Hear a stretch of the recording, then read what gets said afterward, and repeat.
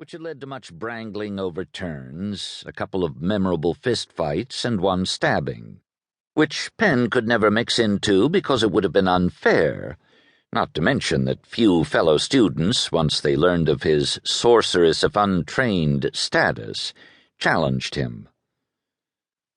"More than once," Des murmured smugly.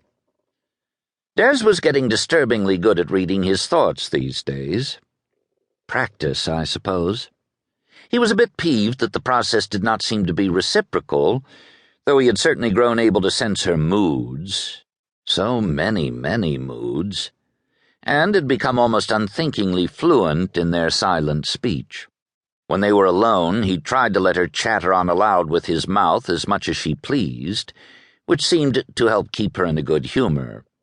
Bad idea when not alone, since their conversations all took place in his voice, to the confusion and a few times violent offense of their auditors. He pulled the next prepared wooden plate off the stack at the end of his work table and carefully arranged his new page face down across it. As habitually as when sitting down to dinner, he blessed the work with the tally of the gods, touching his forehead for the daughter of spring, his lips for the bastard, his navel for the mother of summer, his groin for the father of winter, and spreading his hand over his heart for the son of autumn. And then tapped his thumb twice more against his lips, for luck.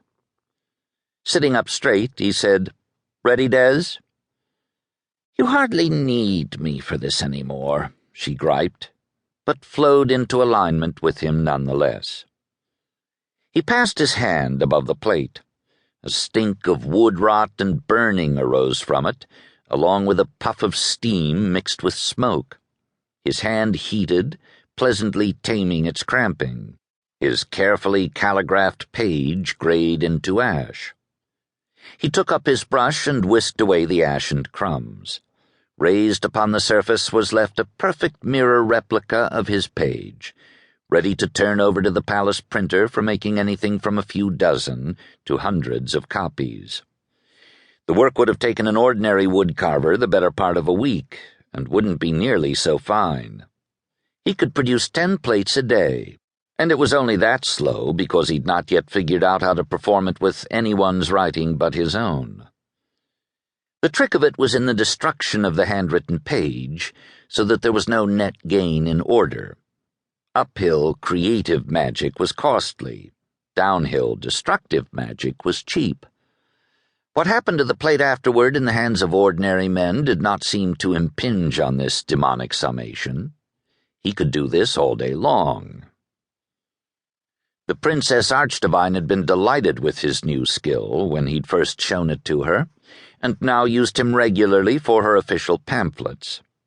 In between those interrupting assignments, he was permitted to get on with the task of his heart, reproducing Learned Ruchia's 2-volume work on sorcery and medicine, to be distributed to the bastards' order throughout the cantons and the Weald, and soon Darthica and Ibra, and after that, perhaps, Adria and far Sidonia. Des moaned in prospect. And to which he had added a short epilogue detailing his new technique, a codicil by learned Penric of Martinsbridge, sorcerer he had proudly headed it, which should multiply its effect yet further. He owed Ruchia that living memorial, he thought, for death-gifting him with her demon, however inadvertently. Well, inadvertent from his point of view, hers and her demon's. He was uneasily unsure about the intentions of the white god that she, and now he, served. Though so far Penric seemed to have been let get on with his life free of holy molestation. At a cautious knock at his workroom door, Pen called, "Enter." A palace page in the blue tabard of a dedicate of the Daughter's Order poked her head in, though only a few wary inches. She jerked back and waved a hand before her nose, grimacing, as the smoky fug of Pen's labors wafted out into the corridor. "Learned Penric, sir. The Princess-Archdivine bids you attend upon her in her private cabinet." "Now?" "Yes, learned." Penric waved amiable acknowledgment. "Very good. I'll follow presently."